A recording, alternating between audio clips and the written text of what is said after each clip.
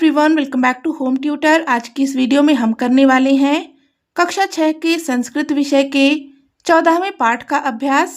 पाठ का अध्ययन हम कर चुके हैं। वीडियो नहीं देखी है तो देख लीजिएगा। लिंक आपको नीचे डिस्क्रिप्शन बॉक्स, ऊपर आई बटन और एंड ऑफ द वीडियो मिल जाएगी, वहां से जाकर के आप देख सकते हैं। तो चलिए आज की वीडियो को शुरू करते हैं। वयम अभ्यासम कुर्मः, हम अभ्यास करते हैं। अभ्यास में पहला प्रश्न है, चित्रम दृष्ट्वा अंगस्य नाम लिखन्तु। चित्र देख करके अंगों के नाम लिखें। यहाँ पर कुछ चित्र दिए गए हैं अंगों के, इन्हें पहचानना है और इनके नाम को लिखना है। जैसे कि पहला चित्र यहाँ पर है आँख, आँख का चित्र है तो यहाँ पर लिखेंगे नयनम। पेट का चित्र है तो यहाँ पर लिखेंगे उदरम। फिर है पैर का चित्र तो यहाँ पर होगा पादः। हाथ का चित्र है तो यहाँ पर हम लिखेंगे हस्तः। मुख का चित्र है तो यहाँ पर हम लिखेंगे मुखम। प्रश्न संख्या 2 है, कोष्ठकात् समुचितं क्रियापदं चित्वा उदाहरण अनुसारम अंगस्य कार्यम लिखन्तु। कोष्ठक से समुचित क्रियापद चुनकर उदाहरण के अनुसार अंगों के कार्य लिखें। यहाँ पर कुछ अंगों के नाम दिए गए हैं और यहाँ कोष्ठक में कुछ क्रियापद दिए गए हैं, तो हमें अंगों के अनुसार इनके सही क्रियापद को चुनकर लिखना है, यानी कि कौन सा अंग क्या कार्य करता है। जैसा कि उदाहरण में दिया गया है, अंग है नयनम यानी कि आँख, तो आँख का काम होता है देखना, तो यहाँ पर है पश्यति। इसी प्रकार से यहाँ पर अंग दिया गया है मुखम यानी कि मुंह, तो मुंह का क्या कार्य होता है, चलति चलना, हसति हंसना, वदति बोलना, तो यहाँ पर उचित क्रियापद होगा वदति बोलना। इसी प्रकार से अगला अंग है पादः यानी कि पैर, तो पैरों का काम होता है चलति यानी कि चलना, तो यहाँ पर हम लिखेंगे चलति। फिर है कर्णः यानी कि कान, कान का काम होता है सुनना, तो यहाँ पर होगा शृणोति। नासिका यानी कि नाक, नाक का काम होता है सूंघना, तो यहाँ पर हो जाएगा आघ्राणम करोति। जिह्वा यानी कि जीभ, जीभ का काम होता है स्वाद लेना, तो यहाँ पर होगा आस्वादनम करोति।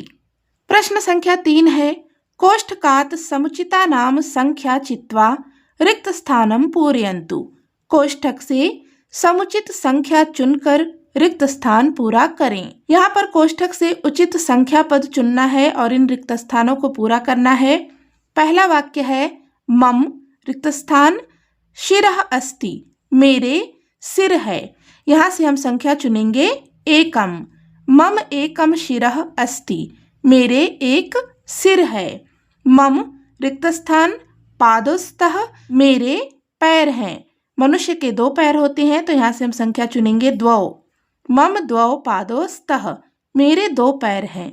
मम रिक्त स्थान केशाः सन्ति, केशाः यानी कि बाल, तो मेरे कितने बाल हैं, बालों को हम नहीं गिन सकते, बहुत सारे होते हैं, तो यहाँ पर हम लिखेंगे बहवः। मम बहवः केशाः सन्ति, मेरे बहुत सारे बाल हैं। मम रिक्त स्थान दन्ताः सन्ति, मेरे दांत हैं, तो मनुष्य के होते हैं 32 दांत, तो यहाँ पर हम संख्या लेंगे द्वात्रिंशत्। मम द्वात्रिंशत् दन्ताः सन्ति, मेरे 32 दांत हैं।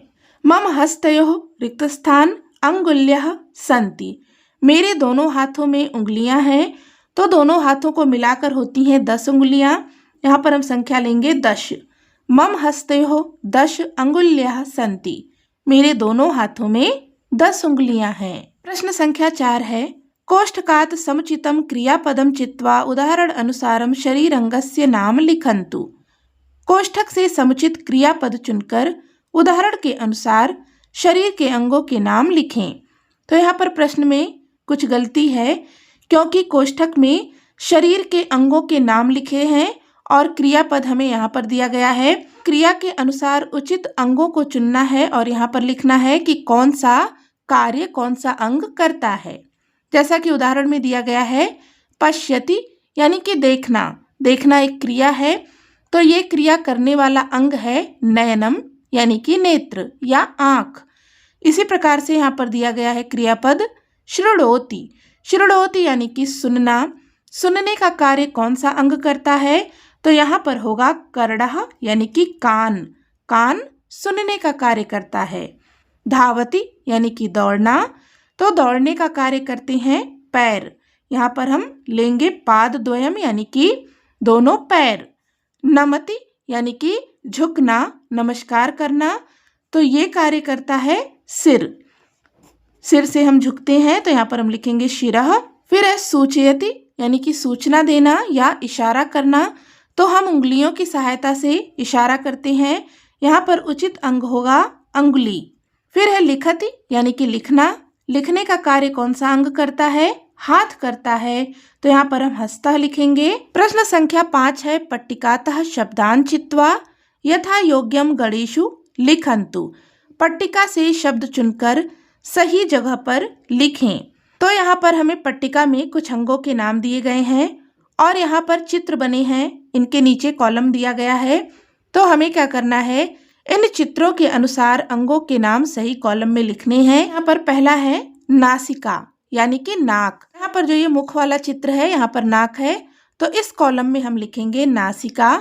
फिर है मणिबंधः यानी कि कलाई, तो हम यहाँ पर लिखेंगे मणिबंधः। चिबुकम यानी कि ठोड़ी, तो ये हम लिखेंगे यहाँ पर चिबुकम। फिर है कूर्परः यानी कि कुहनी, तो इसे हम लिखेंगे यहाँ पर हस्तः यानी कि हाथ, इसे भी हम यहाँ पर लिखेंगे। मणिबंधः यहाँ पर 2 बार दिया गया है, तो यहाँ पर हम लिख देंगे कपोलः यानी कि गाल, तो इसे हम लिखेंगे यहाँ पर।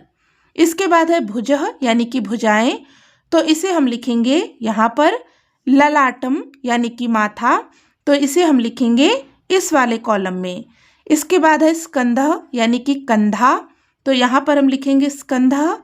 जंघा यानी कि जांघ, तो यहाँ पर हम लिखेंगे पैर वाला भाग है ये, तो यहाँ पर हम लिखेंगे जंघा। फिर है नयनम यानी कि आँख, तो इस कॉलम में हम लिखेंगे नयनम। फिर है जानु, तो यहाँ पर हम लिखेंगे जानु, पैरों का भाग है ये। और इसके बाद उरुहु, ये भी पैरों का हिस्सा है, तो हम यहाँ पर लिखेंगे उरुहु। प्रश्न संख्या 6 है कोष्ठकात् समुचितम पदम चित्वा वाक्यानि रचयन्तु। कोष्ठक से समुचित पद चुनकर वाक्यों की रचना करें। तो यहाँ पर कोष्ठक में कुछ अंगों के नाम दिए गए हैं, हमें यहाँ से उचित पद को चुनना है और यहाँ पर जो रिक्त स्थान है इसमें लिखकर वाक्य को पूरा करना है। पहला वाक्य है अहम रिक्त स्थान गायनम करोमि, मैं गायन करता हूँ। तो किससे करता हूँ? यहाँ पर है पादेन यानी कि पैरों से, नासिकया नाक से, मुखेन मुंह से।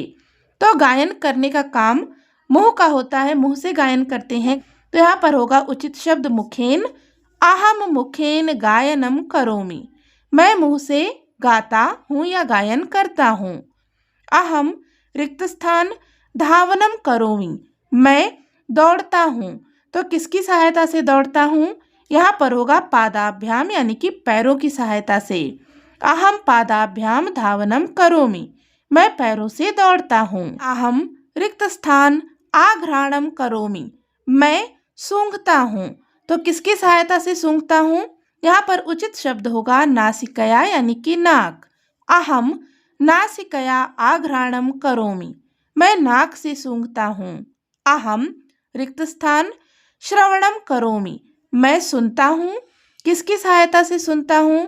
यहाँ पर होगा कर्णाभ्याम, मैं कानों की सहायता से सुनता हूँ। अहम कर्णाभ्याम श्रवणम करोमि।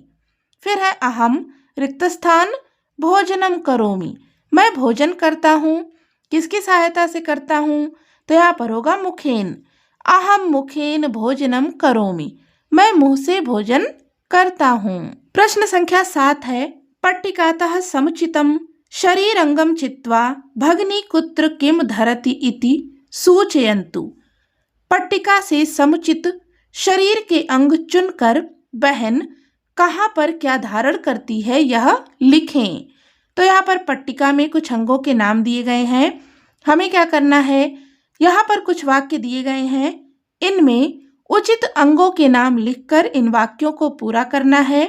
पहला वाक्य है भगिनी रिक्त स्थान पादुका द्वयम धरति, बहन, भगिनी का अर्थ होता है बहन, पादुका यानी कि चप्पल, धरति यानी कि धारण करती है।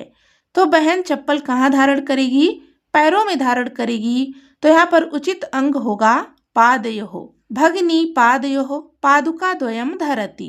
इसके बाद है भगिनी मुद्रिकाम धरति।